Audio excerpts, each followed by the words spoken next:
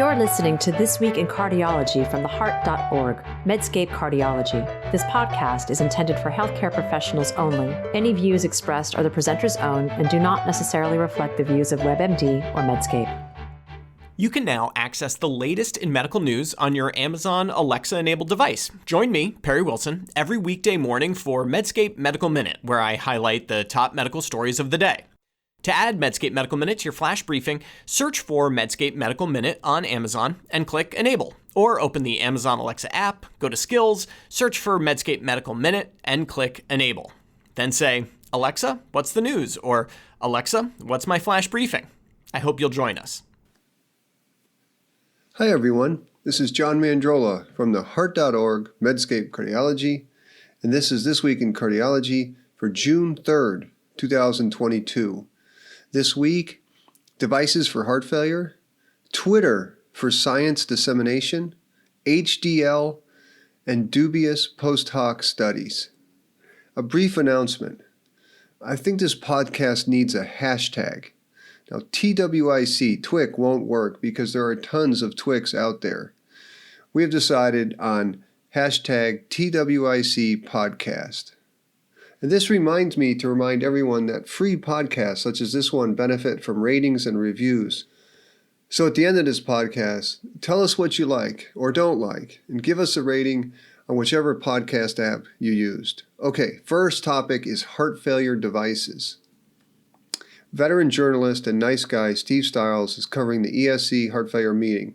Now, he's reported on a small sub-study looking at the use of interatrial shunts to improve outcomes in patients with heart failure.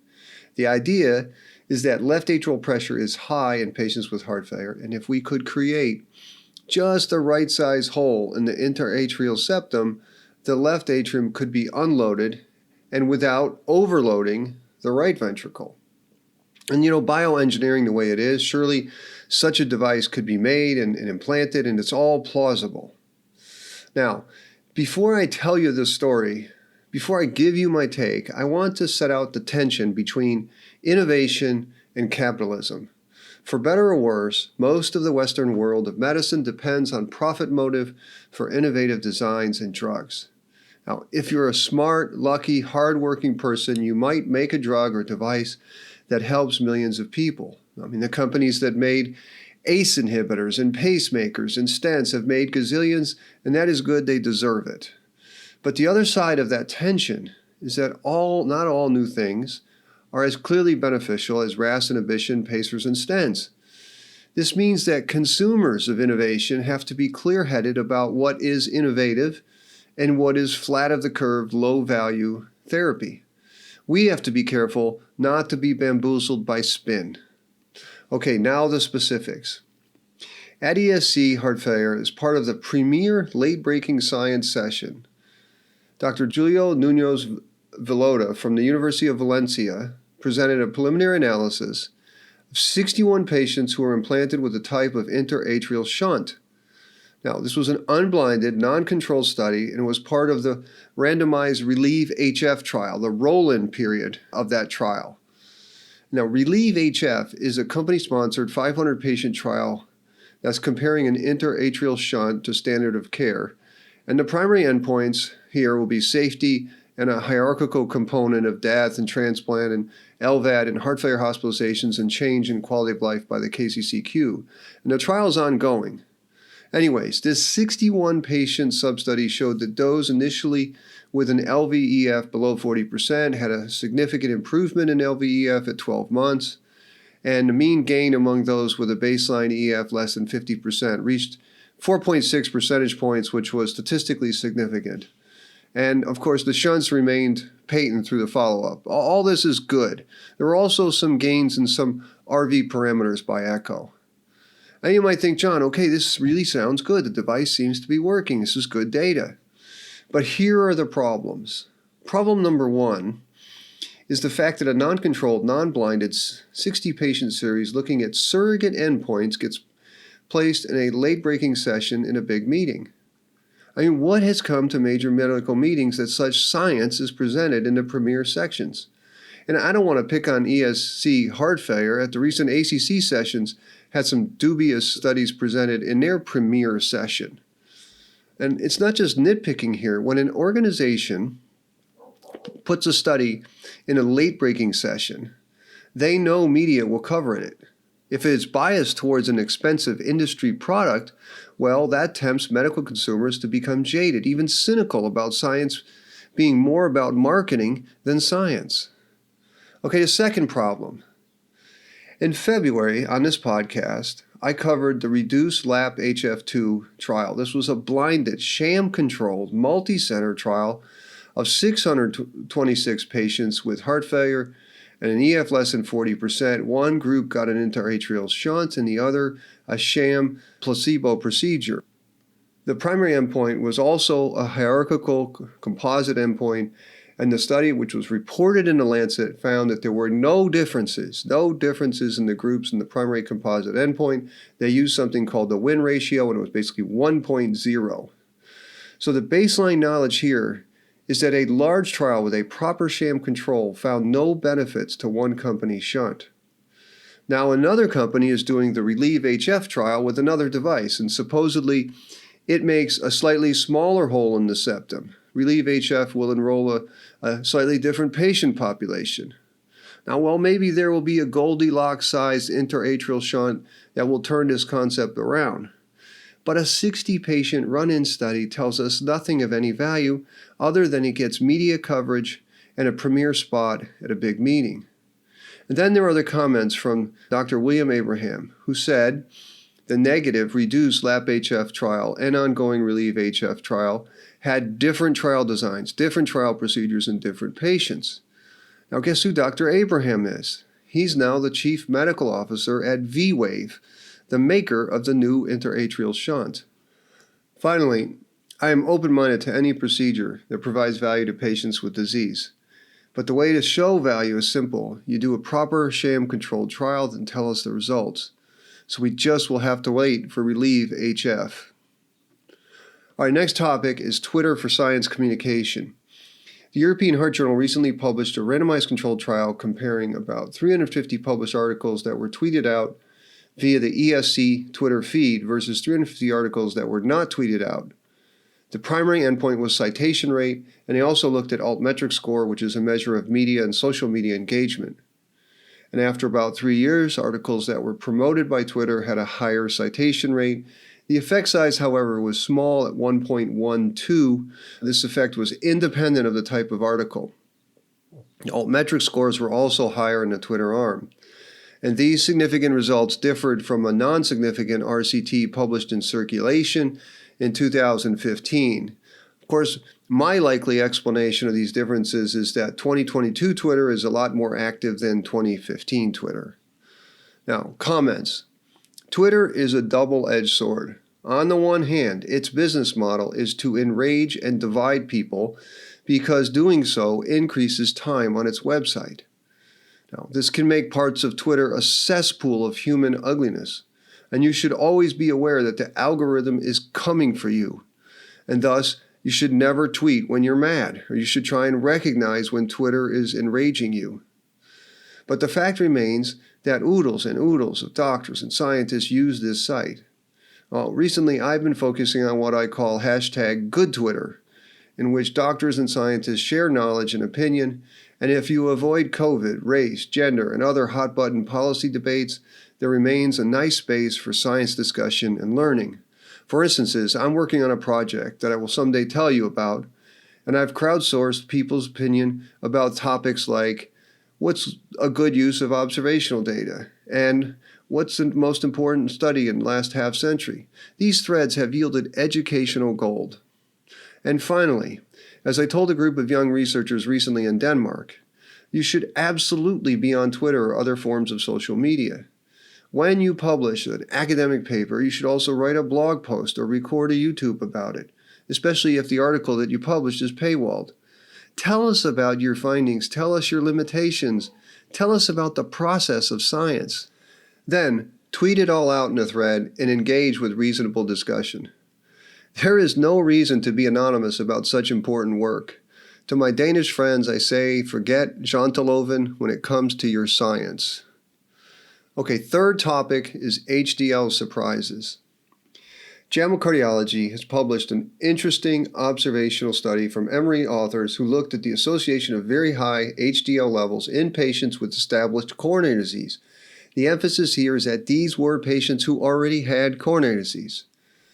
Now, they used the UK Biobank and Emory Biobank, and the total number of patients was huge, around 20,000, 15,000 from the UK Biobank and 5,000 from Emory.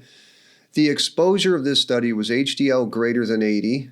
The outcome of interest was all-cause death, and the secondary outcome was CV death, and the follow-up was quite long at 6 to 9 years. The researchers then focused on 3 categories of HDL levels. The control arm, so to speak, was coronary disease patients with levels from 40 to 60, kind of normal range. Now, HDL levels under 40 was an obviously high-risk group, low HDL, and those above 80 were the group of interest for this paper. And the findings. An HDL greater than 80 in patients who had established coronary disease is uncommon but not rare. In both databases, UK and Emory, the total number of patients with this high of an HDL was slightly less than 2%. The main finding here was a U-shaped curve of the hazard ratio of all-cause death and HDL levels. If your HDL level was low, you had a higher risk, and that's not a surprise.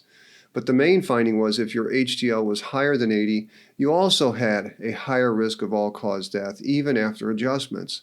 And the pattern was strikingly similar in both the data sets. The pattern was also seen with CV death in both of the UK and Emory Biobank databases. Now here were some numbers. Compared to a normal HDL level, a very high HDL level had a hazard ratio of 1.96, so almost 2x for all-cause death. Now, another nifty part of the study is that the UK databank has genetic risk scores, and there is a genetic risk score for having high HDL levels. And these U-shaped associations persisted even after adjustment for the HDL genetic risk score within that UK databank. For instance, the genetic risk score did correlate with levels of HDL. If you had a high GRS, genetic risk score, you had a higher HDL, and it was linear. But after adding the HDL genetic risk score to the fully adjusted model, the association with HDL levels greater than 80 was not attenuating, and that indicates that the HDL genetic variance in the risk score did not contribute substantially to the risk. The authors concluded that this data suggested that very high HDL levels are paradoxically associated with higher mortality risk in individuals with coronary disease, and that this association was independent of the common polymorphisms associated with high HDL levels. Okay, my comments. The first thing to say is that these associations pertain only to patients with coronary disease. A person without coronary disease in your office who has an HDL of 83 may not have the same increased risk. In fact, whenever you see a study that focuses on a select group of patients, here those already with coronary disease, and then reports a paradoxical relationship, you have to be on alert for collider or selection bias. In other words, I see 2 possibilities here. Now, one is that since these patients with high HDL levels already had coronary disease, there may be some other confounding factor that led to both having coronary disease and having a high HDL, a collider, if you will. But the other possibility, and I think a more likely one, is that the high HDL level is at least partially causal in this higher risk. I say this is more likely because the authors cite other studies which have shown associations of high HDL and increased risk of CV events. Now, recall that HDL is a reverse transporter in part. It can be high because of high production, well, that's good, or it can be high because of poor clearance of HDL, which is bad. The University of Michigan professor Venk Murthy reminded me that it's context dependent. A resting systolic blood pressure, he wrote, of 95 can be good, but a resting systolic blood pressure of 95 in sepsis is ominous.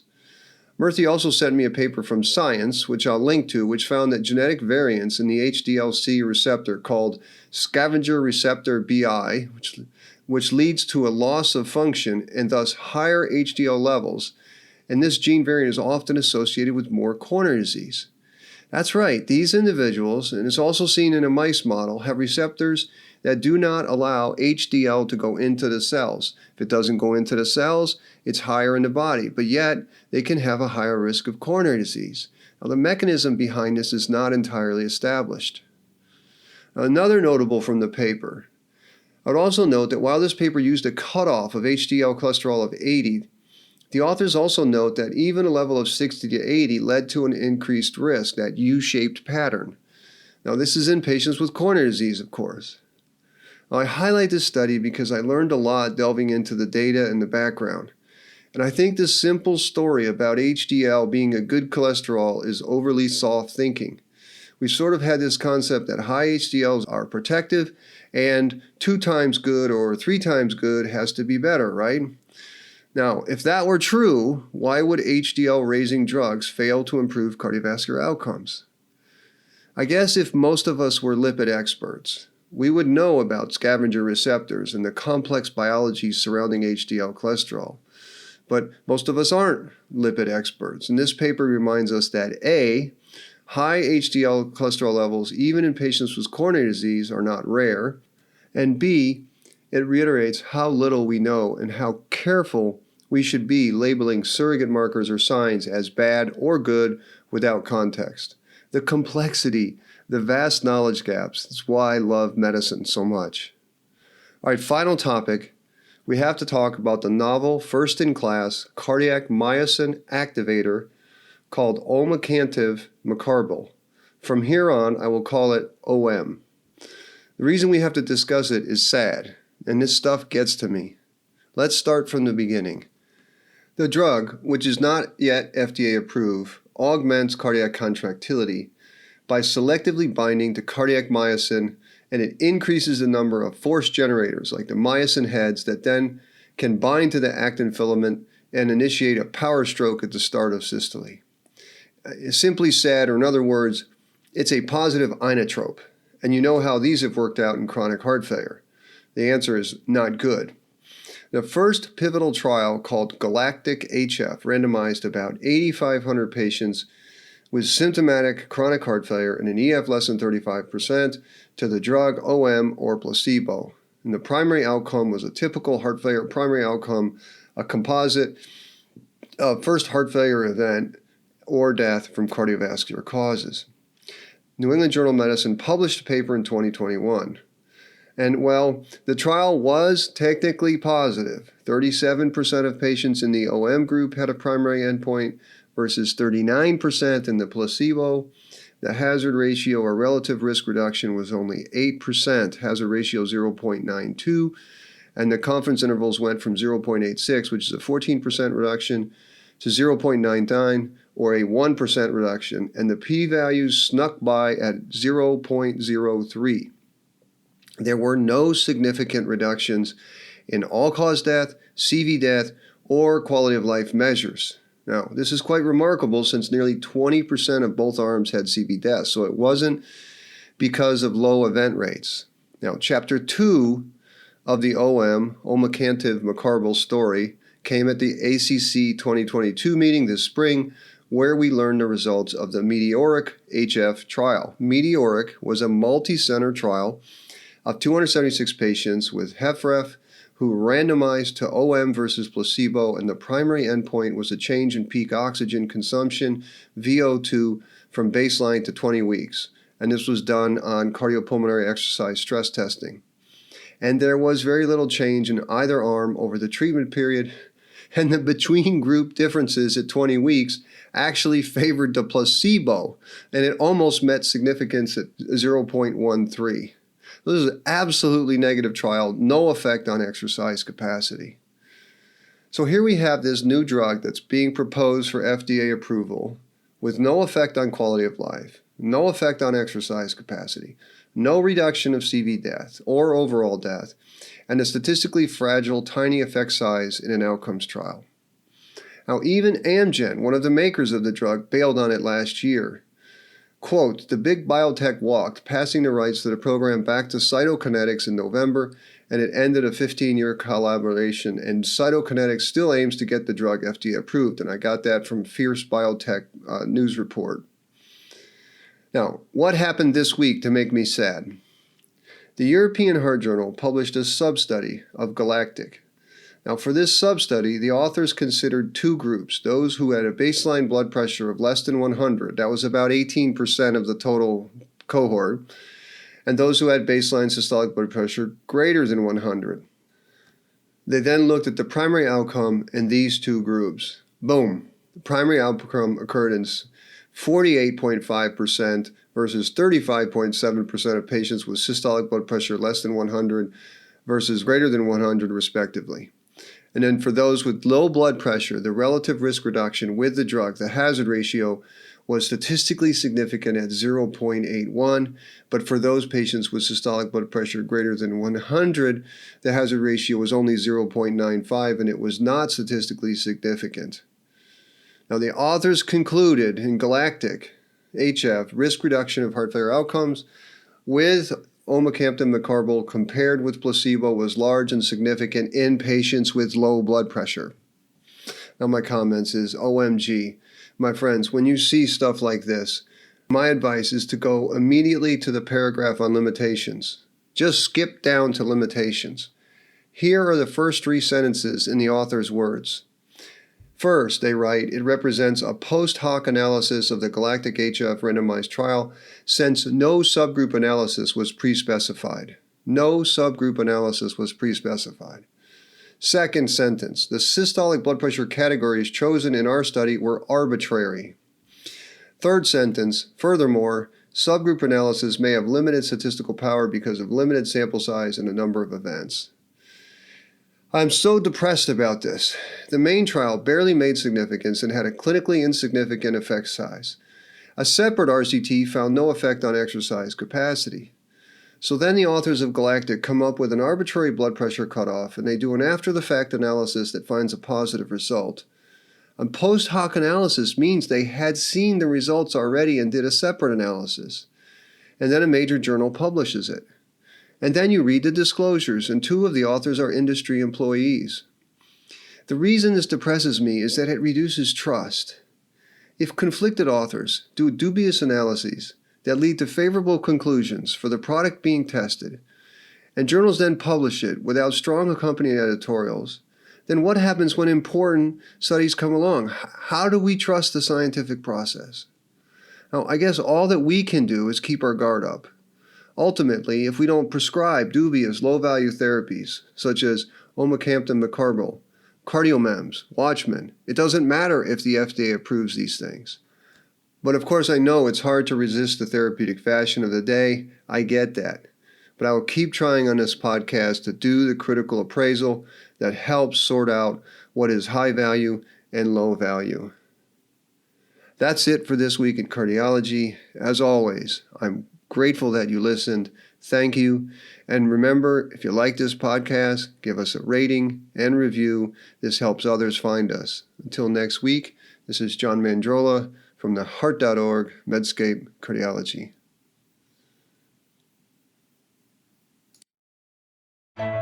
You're listening to This Week in Cardiology from the Heart.org, Medscape Cardiology. This podcast is intended for healthcare professionals only. Any views expressed are the presenter's own and do not necessarily reflect the views of WebMD or Medscape.